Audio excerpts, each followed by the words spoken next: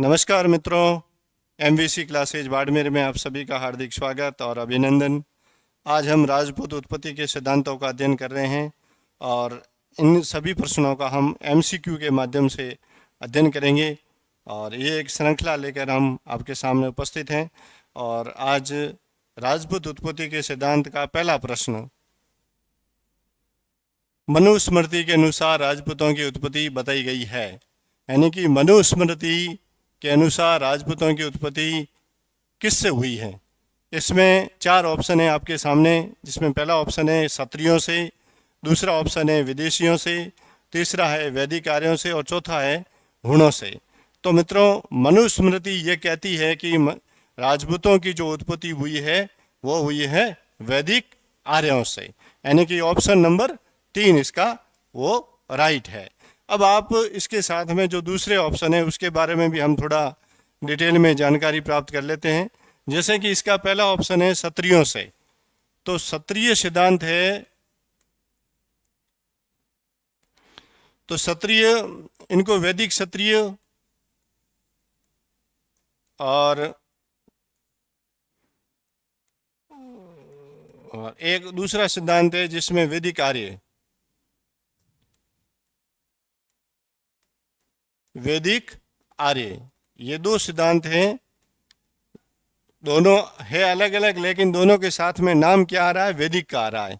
तो एक वैदिक क्षत्रिय का भी है और एक वैदिक आर्यों का सिद्धांत है। अब इस सिद्धांत के जो प्रतिपादक हैं उसमें मनुस्मृति के अनुसार राजपूतों की उत्पत्ति, तो ये जो सिद्धांत है, इस सिद्धांत के जो प्रतिपादक है वो है हमारे डी.आर. भंडारकर। तो सॉरी, डी.आर. भंडारकर इसमें नहीं होगा, इसमें होगा सी.वी. वैद्य और डॉक्टर गौरीशंकर हीराचंद ओझा। तो पहला तो इसके जो इस मत को देने वाले हैं वो हैं सी.वी. वैद्य और दूसरे हैं डॉक्टर गौरीशंकर हीराचंद ओझा।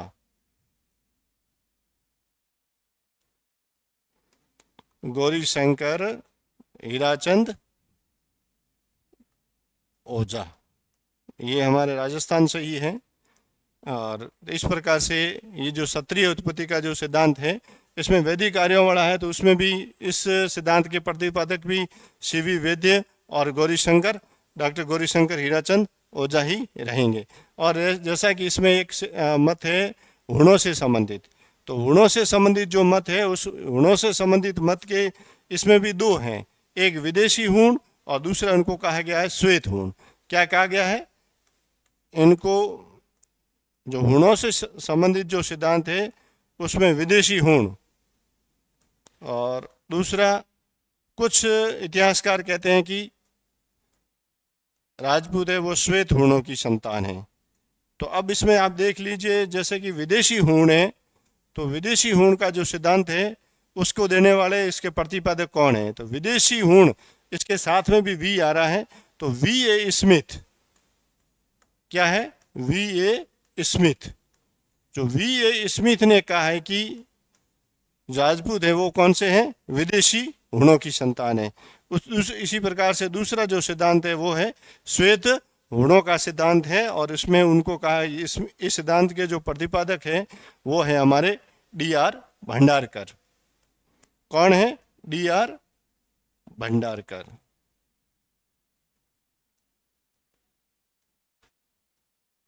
इस प्रकार से मनुस्मृति के अनुसार राजपूतों की उत्पत्ति कहाँ से हुई है, वैदिक आर्यों से। और क्षत्रियों से संबंधित में ये आपको बताया है कि एक तो है वैदिक क्षत्रिय और दूसरे हैं वैदिक आर्य। और इस सिद्धांत के जो प्रतिपादक हैं वो है सी.वी. वैद्य और डॉक्टर गौरीशंकर हीराचंद ओझा। दूसरा जो हमारा सिद्धांत है वो है हुणों से संबंधित, और हुणों से संबंधित में इनको कुछ जो इतिहासकार है उन्होंने कहा है कि ये विदेशी हुण है, और कुछ लोगों ने कहा है, कुछ इतिहासकारों ने कहा है कि ये हैं वो श्वेत हुण है। तो विदेशी हुण है, विदेशी हुण कहने वाले कौन, वो है वी.ए. स्मिथ, इतिहासकार है। और दूसरा है जो श्वेत हुण किसने कहा है, तो ये कहा है डी.आर. भंडारकर ने। अब अगला जो प्रश्न है वो, इसके बाद में जो अगला प्रश्न है वो है कि मंडोर शिलालेख, कौन सा, मंडोर शिलालेख। मंडोर शिलालेख के अनुसार वशिष्ठ ऋषि की संतान बताया गया है। यानी कि मंडोर शिलालेख में वशिष्ठ ऋषि की संतान किन्हें कहा गया है? आबू के प्रतिहारों को, चौहानों को, कछवाओं को या फिर गोहिल को? तो मंडोर शिलालेख के अनुसार वशिष्ठ ऋषि की संतान है वो कौन है? वो है आबू के प्रतिहार है। कौन है? आबू के प्रतिहार है। इसमें चौहान भी हैं, कछवा भी हैं और गोहिल भी हैं। तो चौहानों से संबंधित भी बहुत सारे विभिन्न विद्वानों के मत हैं, जिसमें चौहानों को क्या क्या कहा गया है। तो उसमें चौहानों से संबंधित एक महत्वपूर्ण शिलालेख है, वो है बिजुलिया का शिलालेख। कौन सा शिलालेख है? बिजुलिया शिलालेख। और ये जो बिजुलिया शिलालेख है, कौन सा शिलालेख? बिजुलिया शिलालेख। और इस शिलालेख में, इस शिलालेख के जो आधार पर आबू जो चौहानों को क्या कहा गया है? वो क्या गया है? वत्स गोत्र का ब्राह्मण। किसका? वत्स गोत्र का ब्राह्मण है। और इस बिजुलिया शिलालेख के आधार पर किसने इस मत का प्रतिपादन किया है? वो किया है डी.आर. भंडारकर ने। किसने? डी.आर. भंडारकर है। उन्होंने कहा है कि भाई जो बिजुलिया का शिलालेख है उसमें चौहानों के बारे में एक उल्लेख आता है, जिसमें इनको वत्स गोत्र का ब्राह्मण कहा गया है। उसमें कहा गया है कि एक राजशेखर नाम का एक ब्राह्मण था। क्या था? राजशेखर नाम का एक ब्राह्मण था, जिसने अवंती कुमारी से विवाह किया था। किससे किया था विवाह? अवंती कुमारी से। और ये अवंती कुमारी थी जो चौहान वंश से है। और इसमें ऐसा फिर इससे ये रिलेशन बनता है कि वो कहते हैं कि जो राजपूत है वो चौहान है, चौहान वंश है, वो किससे? वो ब्राह्मण गोत्र का है। इसी प्रकार से एक और जो इनसे संबंधित मत है, और उसमें ये कहा गया है कि चौहानों को उसमें भी वत्स ऋषि की ही संतान बताया गया है। और उसमें जो वत्स ऋषि है, इसकी जो जमदाग्नि गोत्र का ऋषि बताया गया है। किस गोत्र का? जमदाग्नि गोत्र का ऋषि बताया गया है। और इसमें ये जो सिद्धांत है, इस सिद्धांत का जो आबू अभिलेख है, आबू अभिलेख इस मत का वो समर्थन करता है। कौन सा? आबू अभिलेख। और दूसरा है सुंडा का, जिसे अपन सुंधा भी कहते हैं। तो एक तो है आबू अभिलेख और दूसरा है सुंडा का अभिलेख, जो इस मत की भी पुष्टि करते हैं कि चौहान है वो क्या है? चौहान थे वो वत्स गोत्र के ब्राह्मण थे। इसी प्रकार से चौहानों को सूर्यवंशी भी कहा गया है। जनश्रुतियाँ हैं वो उसमें चौहानों को सूर्यवंशी भी कहा गया है। और भाटों की जो वंशावलियाँ हैं, उन भाटों की वंशावलियों में भी चौहानों को और चौहानों को उसमें चंद्रवंशी भी बताया गया है। इस प्रकार से हमारा ये प्रश्न नंबर 2 पूरा होता है। और नेक्स्ट प्रश्न है कि निम्नलिखित में से सुमेलित नहीं है। ये जो राजस्थान में विभिन्न राजवंश है, वो राजवंश उनका जो कालक्रम है वो कब उन्होंने राजस्थान में या राजपूताना में अपनी सत्ता स्थापित की, उसके बारे में ये कुछ राजवंश दिए गए हैं और उनकी स्थापना के वर्ष दिया गया है। तो इसमें किशनगढ़ 1609, झालावाड़ 1838, नाडोल 995 ईस्वी और शाकंभरी है वो 551 ईस्वी, ये वंश दिए गए हैं। इसमें किशनगढ़ है वो 1609। तो देखिए मोटा राजा उदय सिंह थे। मोटा राजा उदय सिंह कहाँ के हैं? मोटा राजा उदय सिंह है मारवाड़ के। और जो रावण मालदेव था उनकी ये संतान है, जो राव चंद्रसेन के बाद में राजस्थान यानी मारवाड़ के शासक बने थे। और उनका एक पुत्र था जिसका नाम था किशन सिंह राठौड़। और इन किशन सिंह राठौड़ ने 1609 में किसकी स्थापना की? किशनगढ़ की स्थापना की। दूसरा है झालावाड़ 1838, एकदम सही है। ये सबसे नवीन रियासत है। कैसी रियासत है? सबसे नवीन रियासत है वो है झालावाड़ की रियासत। कौन सी? झालावाड़ की रियासत। जो झाला मदन सिंह ने इस झालावाड़ की रियासत की स्थापना की थी। और इससे पहले ये 1700 के लगभग की बात है, उसमें झाला जालम सिंह हुए थे। कौन? झाला जालिम सिंह। झाला जालिम सिंह ने एक कस्बा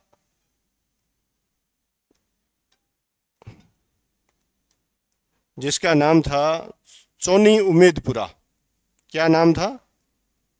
चोनी उम्मेदपुरा। उसकी स्थापना की थी इस कस्बे की, और यही कस्बा बाद में क्या कहलाया? झालावाड़ कहलाया। उसके बाद में नाडोल आता है, और नाडोल की स्थापना इसमें लिखी है 995 ईस्वी, और ये हमारा गलत है। इसमें से प्रश्न ये पूछा है कि निम्नलिखित में से सुमेलित नहीं है, तो नाडोल है, नाडोल की स्थापना वो 995 ईस्वी में नहीं हुई है, ये हमारा गलत है। और नाडोल चौहानों की आरंभिक राजधानी रही है। किनकी? चौहानों की जो आरंभिक राजधानी रही है। और नाडोल का जो पुराना नाम था वो था नडुला। क्या नाम था? नडुला। और ये जो नाडोल है, इस नाडोल की स्थापना की थी शाकंभरी वंश में एक राजा हुए हैं जिनका नाम था वाकपति राज प्रथम। क्या नाम है? वाकपति राज प्रथम। और इनके पुत्र हुए थे जिनका नाम था लक्ष्मण। क्या नाम था? लक्ष्मण। इस लक्ष्मण ने जो है नाडोल की स्थापना की थी। और उसके बाद में शाकंभरी है, शाकंभरी 551 ईस्वी, ये एकदम सही है। और शाकंभरी की स्थापना करने वाला था वो था जो वासुदेव चौहान था। वैसे चौहानों के और भी राज्य हैं, जैसे शाकंभरी, शाकंभरी से ही शाकंभरी के बाद में अजमेर है जो 1113 ईस्वी में हुई है। और अजमेर की जब शाखा जब पृथ्वीराज तृतीय के बाद में समाप्त हो जाती है तो वहाँ से गोविंदराज चौहान निकलते हैं, और वो जाकर रणथंभौर में 1194 में वहाँ पर चौहान वंश की नींव रखते हैं। उसके बाद में नाडोल की शाखा से एक शासक जो कीर्तिपाल है वो निकलता है, और वो जाके जालोर में सोनगरा चौहानों की स्थापना करता है। उसी प्रकार से लुम्बा देवा चौहान है, देवा चौहान ने हाड़ा राजवंश की स्थापना की। और उसी प्रकार से लुम्बा चौहान ने जो देवड़ा चौहान है जो सिरोही के हैं उनकी स्थापना की है। अब हमारा अगला प्रश्न है कि पिंगल सूत्रकृति, नीचे का थोड़ा सा, पिंगल सूत्रकृति के अनुसार राजपूतों की उत्पत्ति बताई गई है। यानी कि पिंगल सूत्रकृति एक ग्रंथ है जिसमें राजपूतों की उत्पत्ति किससे बताई गई है। तो पिंगल सूत्रकृति ये मानता है कि राजपूतों की उत्पत्ति हुई वो किससे हुई है? ब्राह्मणों से हुई है। वो अग्निकुंड के मत का सिद्धांत का प्रतिपादक नहीं है, वो वैदिक कार्यों को भी नहीं मानता है, वो विदेशियों को भी नहीं मानता है। वो ये कहता है कि पिंगल सूत्रकृति है, वो ये मानती है कि राजपूतों की उत्पत्ति हुई है, वो किससे हुई है? ब्राह्मणों से हुई है। अगला प्रश्न है कि निम्न में से किस वंश की उत्पत्ति अग्निकुंड से नहीं हुई है? एक तो अग्निकुंड से हुई है, लेकिन यहाँ पर प्रश्न ये है कि इनमें से वो कौन सा राजवंश है जिसकी उत्पत्ति अग्निकुंड से नहीं हुई है। तो सबसे पहले तो ये देख लीजिए कि अग्निकुंड से उत्पन्न होने वाले कौन कौन से राजवंश रहे हैं राजपूतों के। तो सबसे पहले तो जब अगर अग्निकुंड के सिद्धांत की बात आएगी तो इस सिद्धांत का जो समर्थक है, इस सिद्धांत का जो समर्थक नहीं इसका प्रतिपादक है, वो अगर पूछा जाए तो आएगा सीधा ही सीधा चंद्रबरदाई। क्या आएगा? चंद्रबरदाई। चंद्रबरदाई है, इसका नाम पृथ्वी भट्ट भी आता है। क्या नाम आएगा इसका? पृथ्वी भट्ट भी। इस चंद्रबरदाई का एक ग्रंथ है जो इतिहास में बहुत प्रसिद्ध है, और विशेष रूप से अजमेर के चौहानों का जब इतिहास पढ़ेंगे तो उसमें चंद्रबरदाई और इसके ग्रंथ पृथ्वीराज रासो के बारे में हम विशेष रूप से अध्ययन करेंगे। और रासो साहित्य में जो पृथ्वीराज रासो है, जो वीर रस का एक बहुत ही बड़ा ग्रंथ है, उसके बारे में हमें जानकारी होनी बहुत जरूरी है। तो इस पृथ्वीराज रासो में चौहानों इसमें एक बताया गया है कि आबू में, किस स्थान पर? आबू में। आबू में बहुत सारे ऋषि मुनि रहते थे और वहाँ पर वो तपस्या वगैरह करते थे। ऐसे में वहाँ पर विघ्न उत्पन्न किया जा रहा था।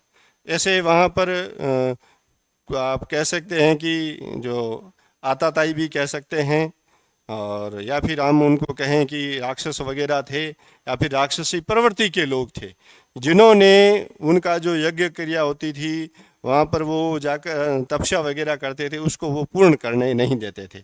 तो ऐसे में यहाँ पर एक ऋषि हुए थे जिनका नाम था वशिष्ठ ऋषि। क्या नाम था? वशिष्ठ ऋषि।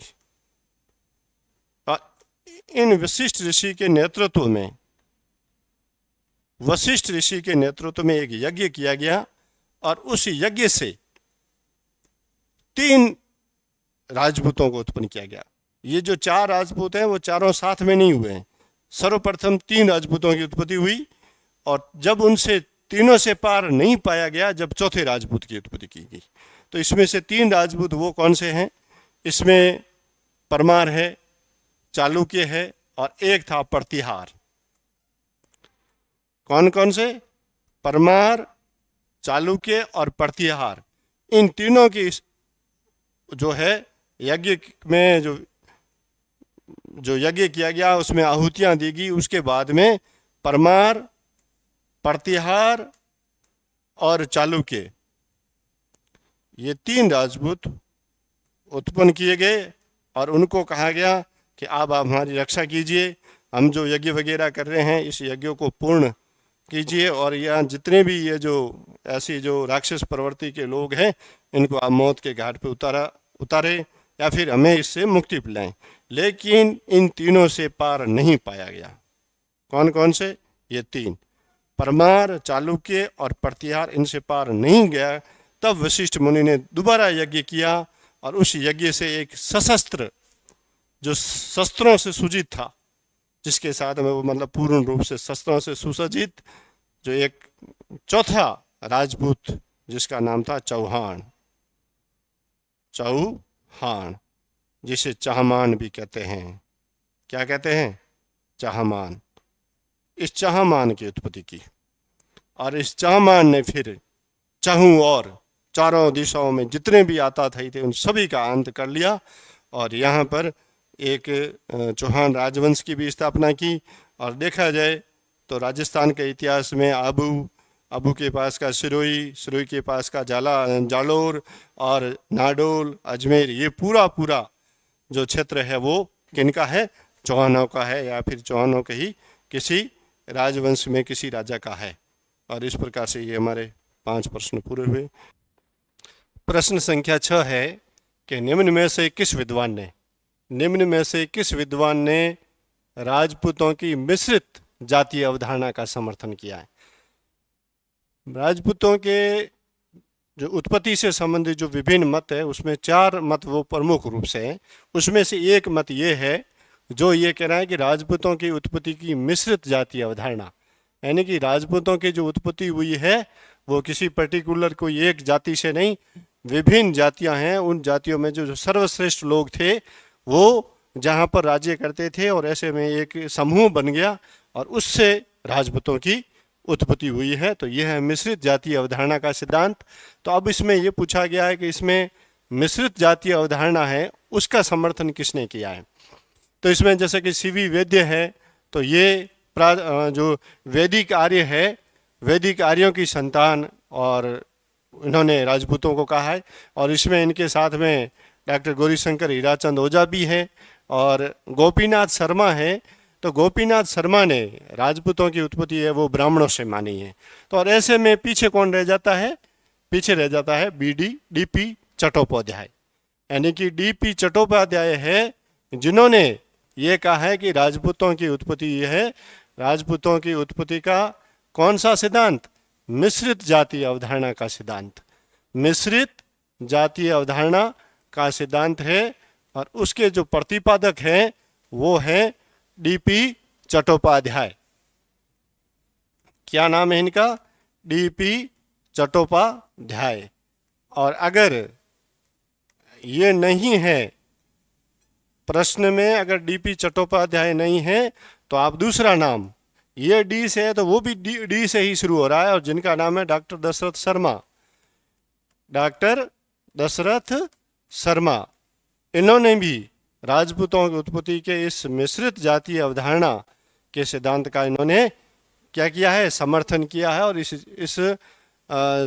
जो मत है, इस मत की उन्होंने पुष्टि की है। और पीछे रह जाता है गोपीनाथ शर्मा है, तो इन्होंने कहा कि राजपूत है वो ब्राह्मणों की संतान है, और सीवी वैद्य और डॉक्टर गौरीशंकर हीराचंद जी ओझा, इन्होंने कहा है कि राजपूतों की जो उत्पत्ति हुई है वो राजपूत थे, वो कहीं के नहीं थे, यहीं भारत के निवासी थे, और वो क्या थे, वैदिक क्षत्रिय थे, या फिर इनको क्या कहता है, क्या कहा जाता है, वैदिक आर्य कहा जाता है। अब अपना प्रश्न है, नेक्स्ट प्रश्न है, अगला प्रश्न, प्रश्न संख्या 7 है, ईरानियों से, किससे, ईरानियों से, ईरानियों से राजपूतों की उत्पत्ति किसने मानी है। इसमें कैनेडी है, जैक्सन है, डीआर भंडारकर है, कनिंघम है। तो कनिंघम है, कनिंघम ने एक ब्रोच गुजर ताम्रपत्र है, कैसा है, ब्रोंच गुजर ताम्रपत्र है, और उसमें उस ताम्रपत्र के आधार पर राजपूतों को यूची जाति, कैसी जाति, यूची, और यूची को अपने भारत में और यहाँ पर इनको क्या कहा गया है, कुषाण, किस वंश का, कुषाण वंश का राजपूतों को बताया गया है, किसने, कनिंघम ने बताया है। और दूसरा है डीआर भंडारकर और कैनेडी और जैक्सन, तो जैक्सन वगैरह और डीआर भंडारकर ये सभी, इसमें कैनेडी, जैक्सन और डीआर भंडारकर ये 3 हैं जो राजपूतों के विदेशी उत्पत्ति के मत को मानने वाले हैं। लेकिन इसमें से ईरानियों से संबंध राजपूतों का किसने माना है, वो माना है कैनेडी ने, किसने माना है, कैनेडी ने। इनका मत है, इनका कहना है कि राजपूत है, राजपूतों में जो प्रचलित विभिन्न प्रकार के यहाँ पर तीज त्योहार है, उनके अंदर जैसे कि अश्व पूजन है, अश्वमेघ यज्ञ है, और अस्त्र पूजा, शस्त्र पूजा वगैरह, ये जितने भी इनके समाज में जो प्रचलित प्रथाएं हैं, रिवाज हैं, वो किनसे मिलते जुलते हैं, वो है ईरानियों से मिलते जुलते। और इस कारण से ये राजपूत है वो कहाँ से आए, ईरान से आए और भारत में आकर बस गए, और इस आधार पर कैनेडी ने कहा है कि राजपूत है वो ईरानी मूल के हैं और बाद में यहाँ आकर भारत में बस गए। लेकिन जो भारतीय मत के, जो वैदिक आर्यों के मत के जो मानने वाले हैं, उन्होंने कहा कि ये सभी प्रथाएं हैं वो भारत में आजकल की नहीं है, ये तो उससे जो मतलब वैदिक काल से ही ये सभी प्रथाएं क्षत्रियों में थी, या फिर यहाँ जो जितनी भी जो जातियाँ यहाँ की मूल जातियाँ हैं उन जातियों में ये सभी प्रथाएं थी। इसलिए राजपूतों को हम विदेशी नहीं कह सकते, ये मत मानने वाले हैं। प्रश्न संख्या आगे है, प्रश्न संख्या 8 है, और 8 में है कि सर्वप्रथम गुर्जरों से, किससे, गुर्जरों से अग्निवंशी राजपूतों की उत्पत्ति किसने बनाई है। यानी कि अग्निवंशी जो सिद्धांत है वो अलग हो जाता है, और यहाँ पर कहा गया है कि गुर्जरों से अग्निवंशी राजपूतों की उत्पत्ति किसने बताई है। तो इसमें ये सिद्धांत है, इस सिद्धांत का जो प्रतिपादक है वो जैक्सन है, जिन्होंने माना है कि गुर्जरों से ही अग्निवंशी जो राजपूत है उनकी उत्पत्ति हुई है। नेक्स्ट प्रश्न होगा,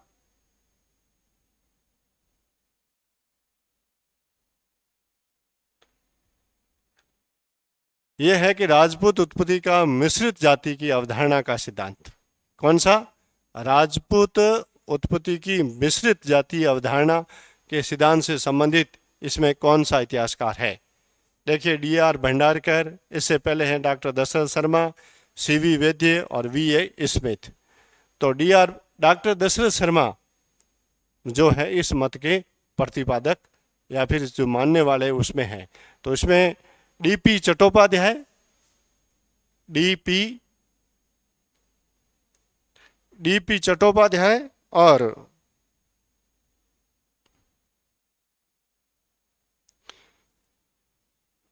डी.पी. चट्टोपाध्याय और इसमें डॉक्टर दशरथ शर्मा हैं, जिन्होंने ये कहा है कि राजपूतों की जो उत्पत्ति हुई है वो मिश्रित जाति अवधारणा है, उसका उनसे हुई राजपूतों की जो उत्पत्ति हुई है।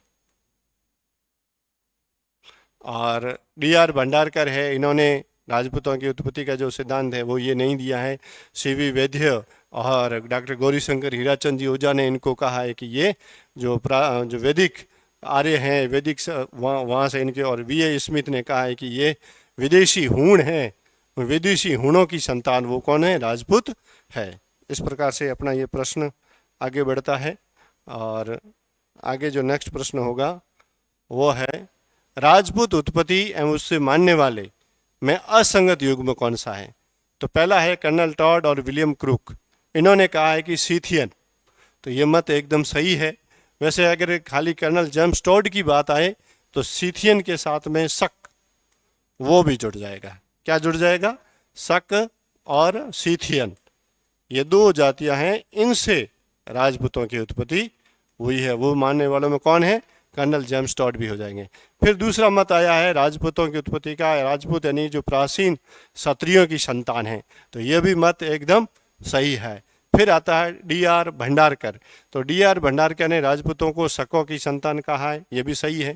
फिर आता है वी.ए. स्मिथ, तो वी.ए. स्मिथ ने कहा है कि राजपूत है हूणों की संतान। तो इसमें राजपूत हूणों की है, लेकिन हूणों में से कौन से हूण, जो विदेशी हूण हैं उनकी संतान वो राजपूत है। किसकी है, विदेशी हूण, ठीक है। और श्वेत हूण की बात आएगी तब वी.ए. स्मिथ का नाम नहीं आएगा, ठीक है। और इस प्रकार से ये प्रश्न जो है